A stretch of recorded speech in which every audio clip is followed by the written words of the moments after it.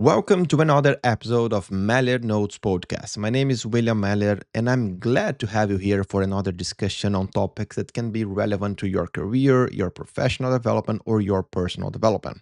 On today's episode, I selected three topics that bring some good reflections on the way that maybe you are architecting or planning your next professional movement, which can be, by the one, the first movement in your life to a first job, to the kickstart of your career.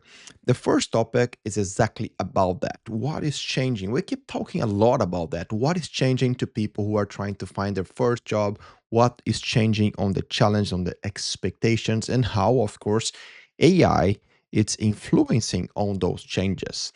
The second topic I want to discuss is about the place where you are developing your career, or basically, in other words, the company that you are selecting to your next movement.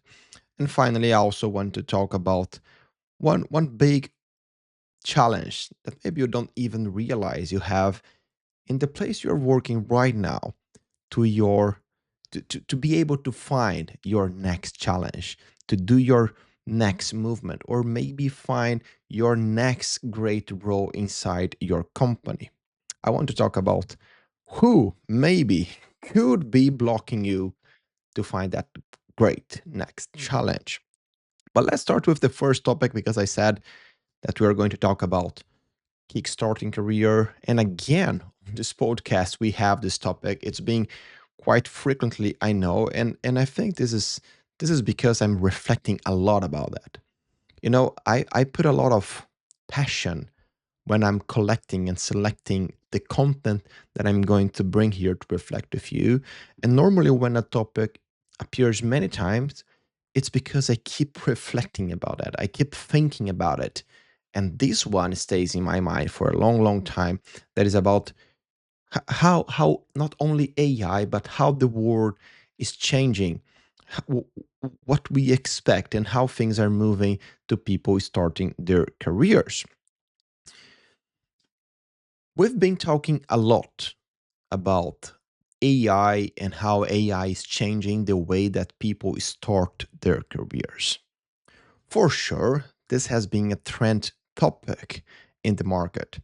I mean, AI changing careers is, of course, something that sparkles panic. People get crazy when they hear any kind of headline saying that AI is changing the way that jobs are going to to to to work, how things are going to play when it comes to finding a job, how people are maybe going to be laid off because of AI. So those things they bring a lot of panic, and therefore they call attention for clicks, and therefore there's a lot of hype around the topic AI and job in general. I mean, but there is one specifically that calls my attention very much because the data is showing that for sure something is changing.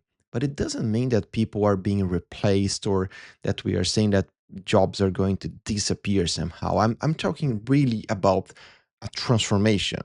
And here is specifically a transformation on how people start their careers.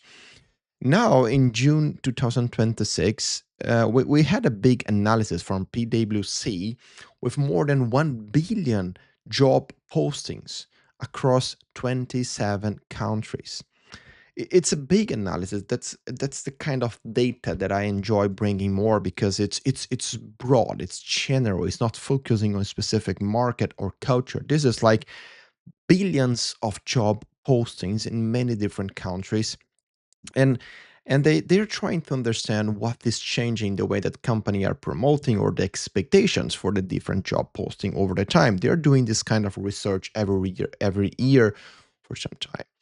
And of course we have the narrative that AI is going to eliminate entry level jobs, and we already discussed a lot about the narrative and the fact. And what we see for sure, if you don't remember, is that something it's being transformed in the way that people start their careers, so the entry level jobs is changing, but it's not in the panic way. It's not like things are being eliminated or positions are being eliminated. They are just changing.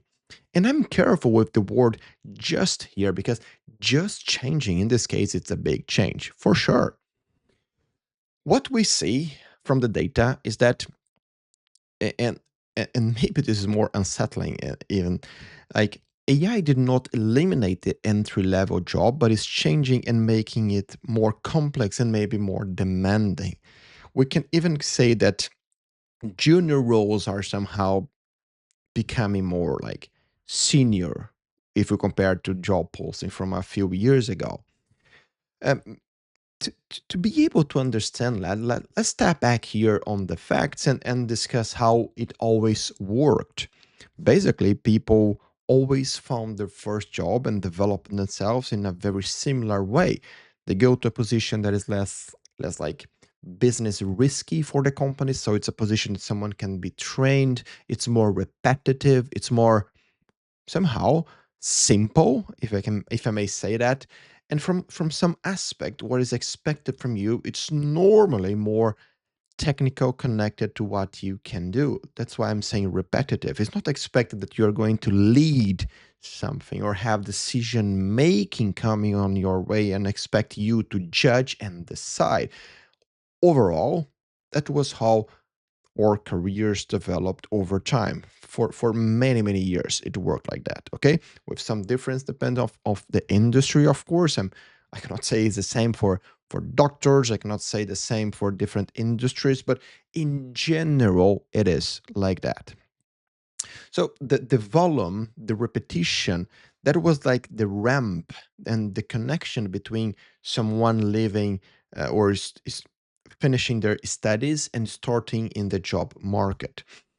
And that work always served as learning. It was a learning for a person who is starting the business to learn about how the business work, how the company work, how the culture plays, how things work in general on working with different people, how the interaction is going to demand you and your communication skills. So that was in general the role.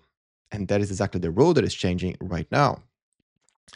The PwC AI Jobs Barometer, a very interesting study, which is the one that I just mentioned about the more than 1 billion job posting, they are showing that the entry level roles now with AI, they are being more automated. And here I want to be careful because automation is not happening only because of AI. We have automation for many years in many different industries.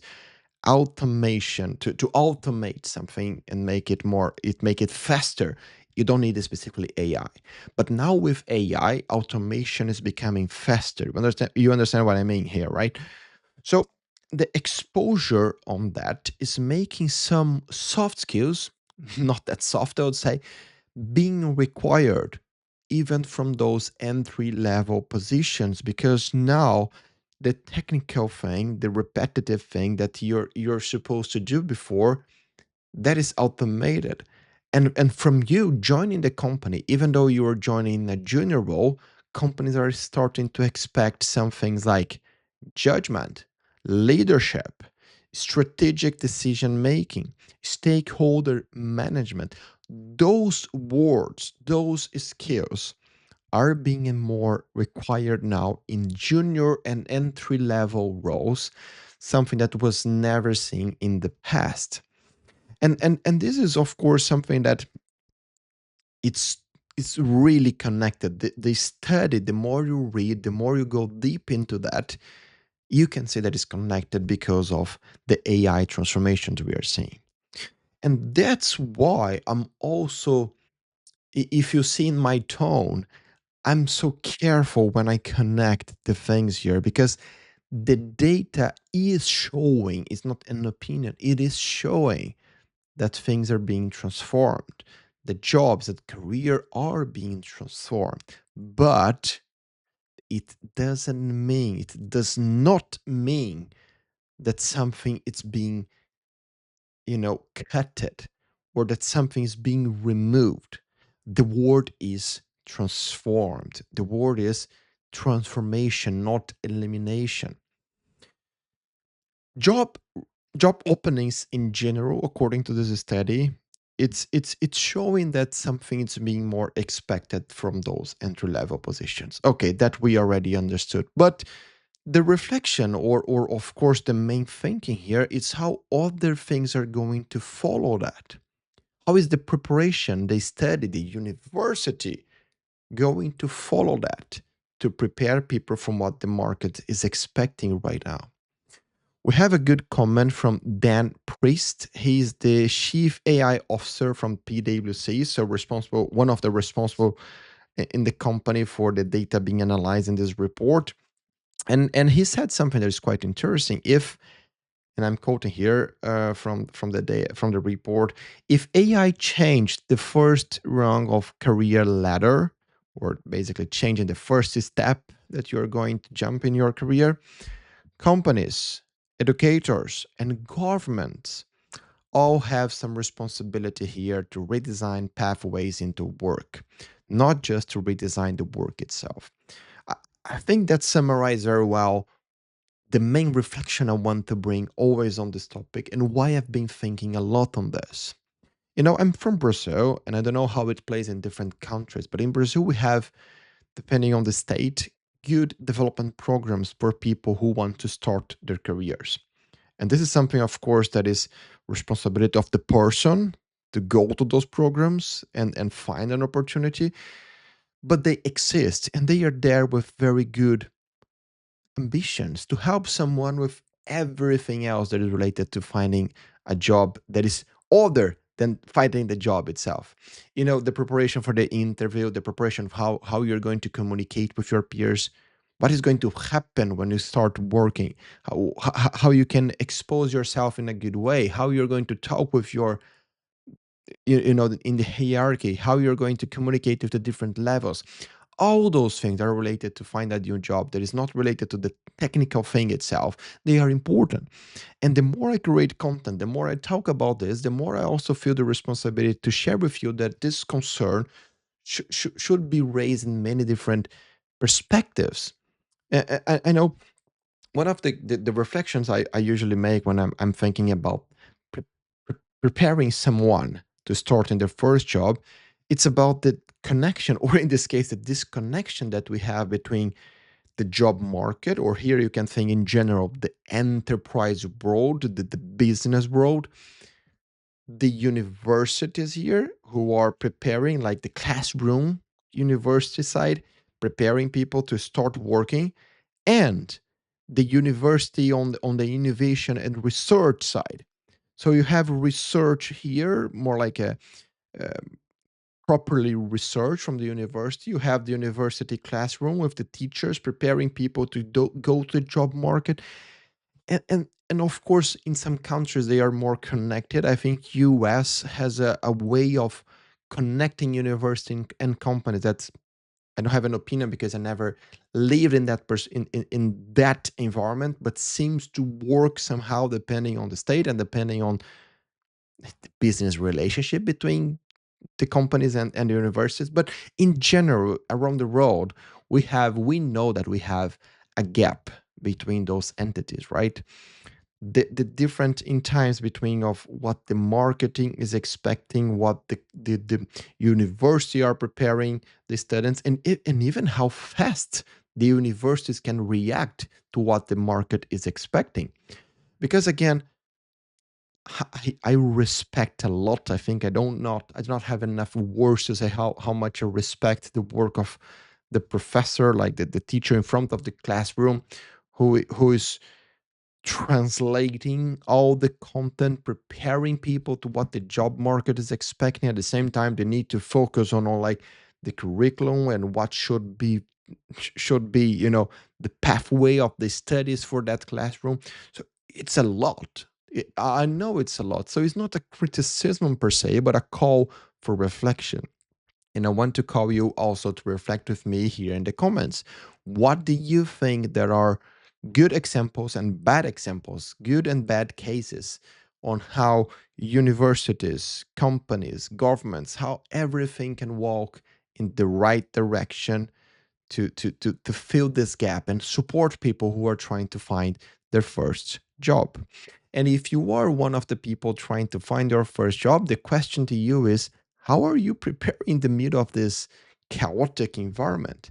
I want to know, because in the end, you are still the one responsible for your career, but you are also the one who is going to suffer if things are just keep changing without any kind of preparation for you, and the preparation for how you can preparation for how you can be prepared. I know it doesn't make that many sense, but in the end, if you don't know even how you should, what you should prepare and how you should prepare yourself to your first role, to face the job market for the first time, I know it's going to be a challenge to even organize your energy and understand what are the things you should put attention or not. And with that, I want to call you again in the reflection to bring good cases and bad cases, good and bad examples on how you are filling this gap on finding your first job. Great. And with that, I think we are ready to move to the next topic, because we're talking about finding your first job. But then let's talk more about, like, or more broadly about finding jobs or finding your next challenge.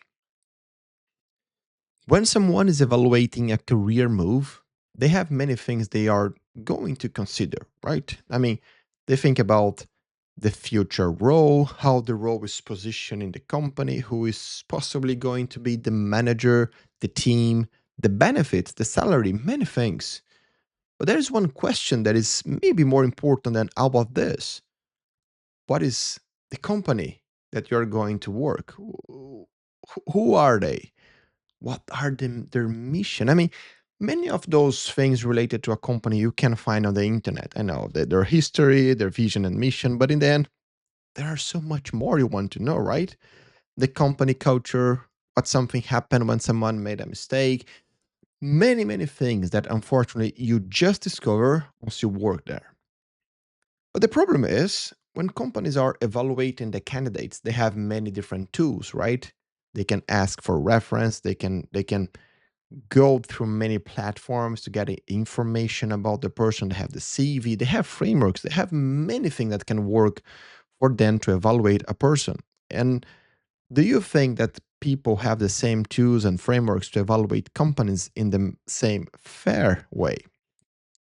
I'm calling the attention for that based on a study that I was reading from Harvard Business School, which they publish, and it's called Where You Work Matters. It's quite interesting because the title itself, it's quite interesting, right? Where you work, of course, matters.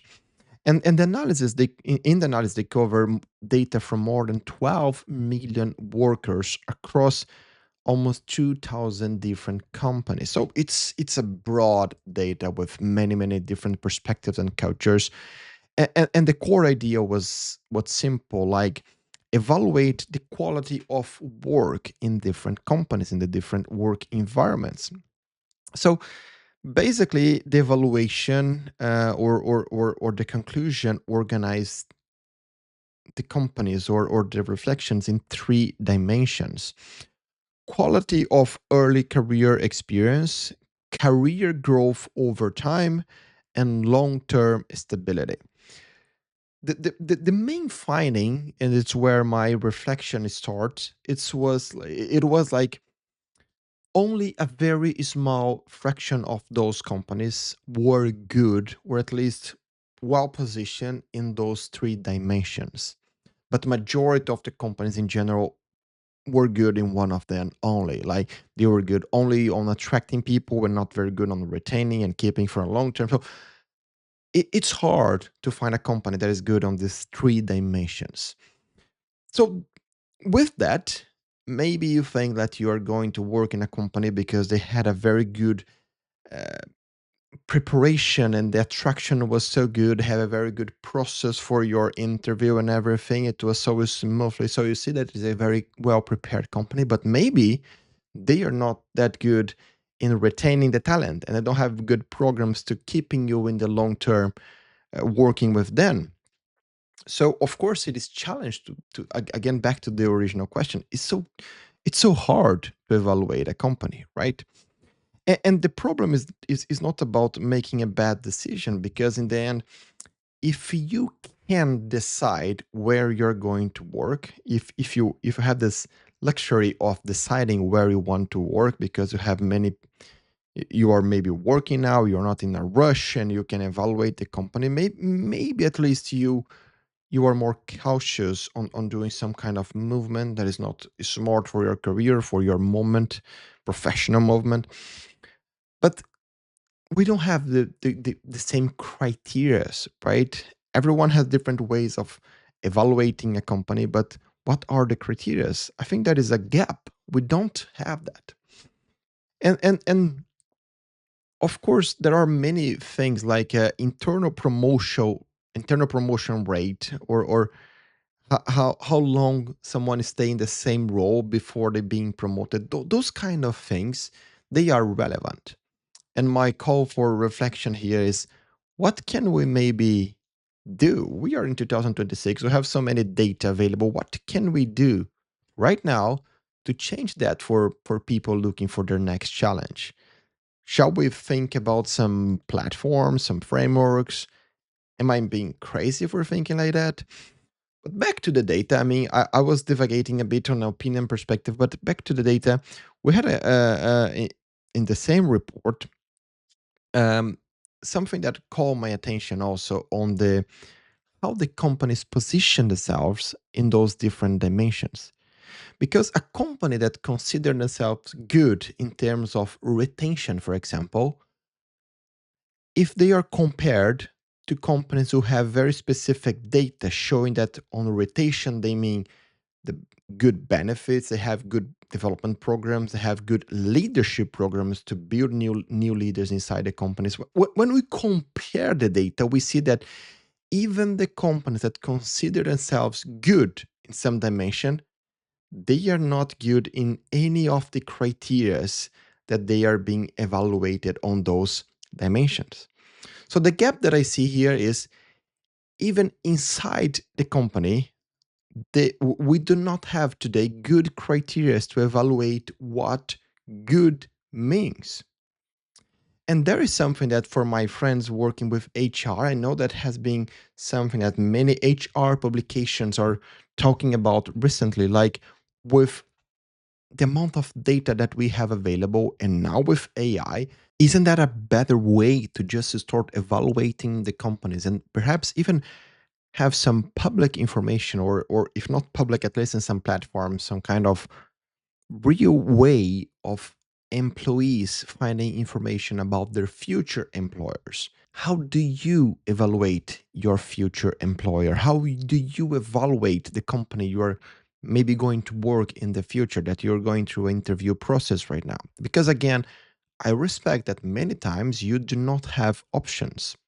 You maybe are unemployed and you are just trying to find a challenge because you need a job. But in many cases, people are contacted through like LinkedIn and other platforms by companies.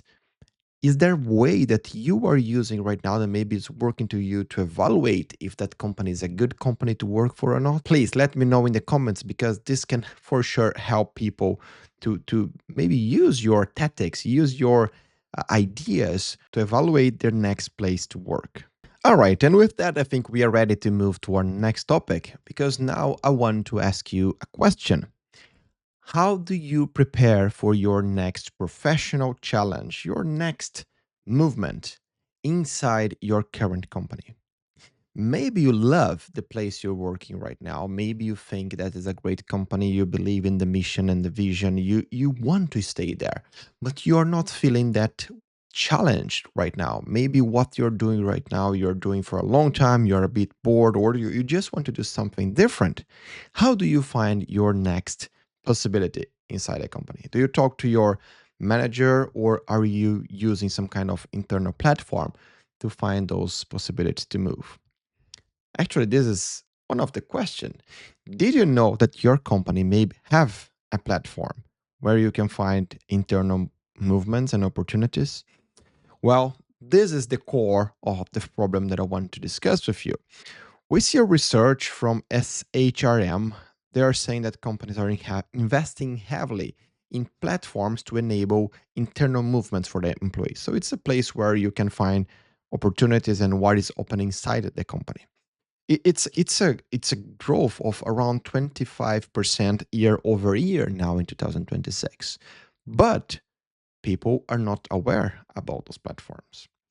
And the data that we see from the same research, it shows that when people are doing movements internally in the company, there's a strong chance that those people are going to stay in the company. I mean, they are growing slowly or fast, but they are feeling that they are growing in the company. They see that there are opportunities to do something different. They see that they can find what they want to do, like inside the company, and there's a strong chance, or according to the research, nearly twice as long as in company that don't have good internal opportunities. So for sure, for companies where they have good platforms and programs for people to do like movements internally, they have a stronger chance to retain their talents. The problem is back to the awareness. The same research consolidated with some LinkedIn data is showing that people are not even aware about the opportunities and what they can do internally in their companies. And this phenomenon that explains this, contradiction between investing in the platforms and people not being aware about those opportunities, it has a name that now has become quite discussed in some forums online, and it's being called talent hoarding. Or basically, talent hoarding is the behavior where managers and leaders who have very strong push for results, or they are being asked to deliver more results, they are concerned about losing the talents in their teams, and therefore they are trying to create a way where people will not move internally or externally because they need those people to deliver the results. And this is not, of course, it is not about bad intent. I've been managing teams, I've been leading people, and I know how managers can be passionate about developing people. I am. I have this strong passion about helping people find what is the next big move, the next big challenge, not about only like next job, but also being engaged on what they do to learn something from that. Because developing people, it is about that. It's about connecting them with something that will challenge them, but also use their skills in a good way. But I also know, I'm not naive, I also know that there is always a strong pressure for more and more results. And therefore, the leaders and managers they need to balance. They need the talents, they need the people. If people are moving to on other teams, the pressure will still stay there. So the question here, or the main reflection, is of course how your company it's balancing the discussion here right now. Because maybe the main incentive for the manager is about the result itself. It's about delivering more, it's about the operational result, it's about the product result. And there is nothing to the manager that will bring like some good incentive in terms of developing people at the same time. So the disconnection here is between the culture, I would say, the pressure or the culture in this case for results, disconnected to the people development that the company is also expecting in its strategy for the future. Because in order to develop your future leaders, in order to develop the next generation of leaders in your company, you need to have a way to make sure that your current leaders understand how they are going to use their talents or to develop their talents to what the strategy of the company is expecting to the future. So retention, it's also about long-term investment. Because think about companies who are not investing perhaps in building new leaders. Just for example, they have people right now in leadership positions and maybe middle management positions. They are being pressured with results, and those people they also have their careers. They also have their concerns, their challenges, what they want to develop. In order for they to grow or to go to the next level, they need to make sure that they also develop someone that can jump to that level, and therefore the leadership pipeline will keep working, right? But if those people here in the middle, they are so pressured with results without any incentive to develop those new generation of leaders, how do you expect them to actually be even concerned about the future of your company? They don't have time for that. And the call for reflection here is on two ways basically. First is a question for you on a leadership position on how you bring this discussion to your company. Because again, this is not about being naive and forgetting that you have important results to deliver. It's not about that, but how you balance good delivery in terms of results for the company, for the goals that you have, but also on the leadership pipeline, how you keep developing your talent and making sure that people understand that they can reach their goals, reach their next challenge without the need to move to another company. They have these opportunities inside. And the second question, the second reflection is to you not in a leadership position right now. How do you prepare for your next movement inside your company? Do you talk with your manager? Is that talk productive? Is that talk enough to find something inside and to at least know that something is available or not available at all? Or do you also explore some other opportunities like talking to HR, talking to other managers? I'm asking because in the end, I know that you are the one responsible for your career, but maybe your company is doing many things that you don't even know you could be using to develop yourself to find your next challenge without the need again to move to another company. And with that, I would like to say thank you very much for staying for another episode. See you in the next one. Bye.